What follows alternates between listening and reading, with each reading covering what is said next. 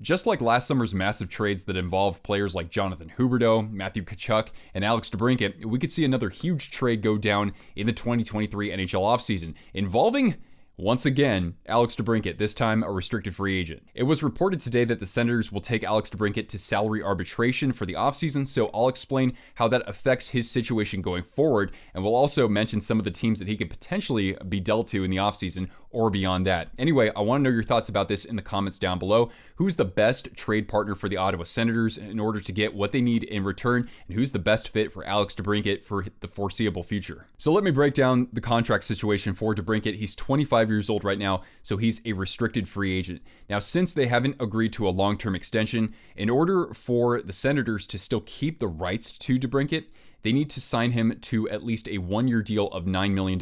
That's what's called the qualifying offer. However, they were able to take him to arbitration. So what that means is that a third party can actually take that $9 million I mentioned, and that can be reduced by as much as 15%. So it could be $7.65 million.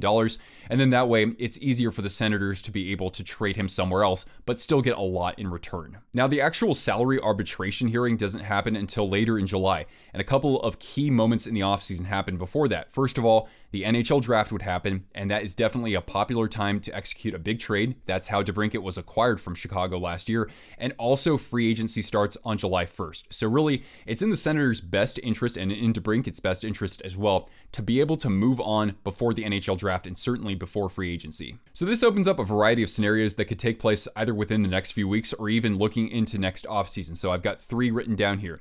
1, the Senators actually could still sign DeBrincat to a long-term extension with the intent of trading him, of course, and they could do this before the salary arbitration, which would be roughly a month from now, so they do have some time. Now, doing this is really a service to both parties here because DeBrincat would get that long-term home, and also the Senators would be able to get the maximum in return for him since there will be more term to that deal. Second of all, the Senators could sign DeBrincat to that one-year deal when the arbitration takes place. So again, anywhere between $7.65 million and $9 million for 1 year, and then they could trade him anytime leading up until the season. Or alternatively, the Senators could make the same deal, but instead of trading him before the season, they could wait until later in the season next year, for example, the trade deadline, in case that's going to drive up DeBrincat's trade value, but they want to make sure that they do it before next offseason when he becomes an unrestricted free agent, So looking ahead at the bigger picture for the Senators, they've said that the rebuild is over. They improved by 13 points over the previous season, and they did that without one of their best centers, Josh Norris, for all but 8 games. They still need that franchise goaltender, that true number 1 in their system, and yeah, DeBrincat's going to leave a void in what is otherwise a great top 6, but Ottawa's cap situation is pretty good overall in terms of being able to build on top of their roster already. They have about $17 million in projected cap space right now. That does include what they need to do to sign DeBrincat, Shane Pinto as well, and Eric Brandstrom. So the offseason, I think they're able to possibly take some steps forward with how they decide to come out of this rebuild even further. All right, now let's get into some possible trade partners. And of course, let me know your thoughts in the comments down below. So LeBrun and Elliot Friedman have talked about some teams they think could be on this list. Nothing really set in stone, but for right now, you've got plenty of teams that are right there in terms of contending for a Stanley Cup. And on that subject, remember guys, that DeBrincat is entering the prime of his career, but he's only been to the playoffs one time. That was in that qualifying round in 2020. So he wants to be at the top of his game with a chance to compete for a Stanley Cup. So that's why we see some of the teams on here. The first one I'll mention is the Dallas Stars. I think that one thing that would help them quite a bit to be able to afford DeBrincat long-term is to buy out Ryan Suter and free up some cap space in that respect. Now, in terms of players that they could deal back to Ottawa, does that include a goaltender? Not a number 1, so probably not. One sort of possible trade scenario I saw from the Hockey News involved Logan Stankoven, a center/winger who I've seen in person. He's excellent.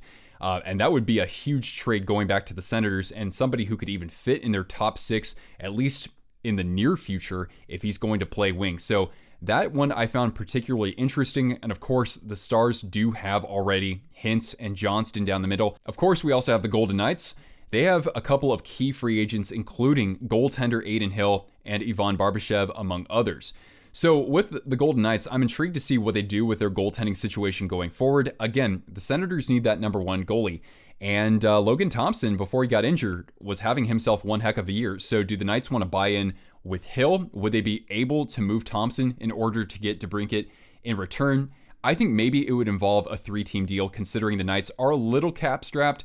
They would maybe have to move out a veteran contract to a third party, right? Another team out there that is able to take on that veteran contract because they're not necessarily trying to make the playoffs that year. So teams like the Coyotes and the Blackhawks. I can't believe I didn't say this earlier, but the Detroit Red Wings could possibly be in this mix, although they're in the same division as the Senators, and they're both kind of coming out of their rebuild. Sorry about that.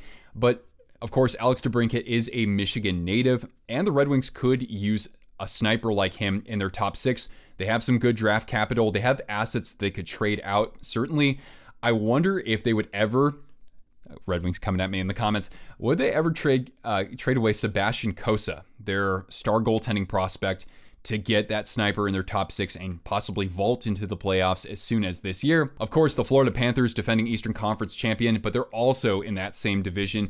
They don't have any major contracts coming up, so for salary cap, Bill Zito's done a good job going into this year.